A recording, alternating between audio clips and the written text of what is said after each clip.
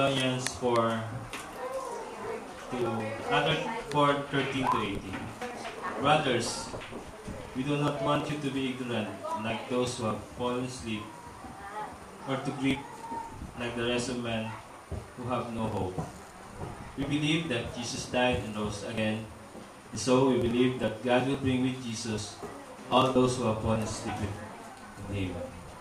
According to the Lord's own word, we tell you that we who have still alive and left till the coming of the Lord will certainly not receive to those who have fallen asleep. For the Lord Himself will come down from heaven with a loud command, with the voice of the archangel, with the trumpet of God, and the dead in Christ will rise first.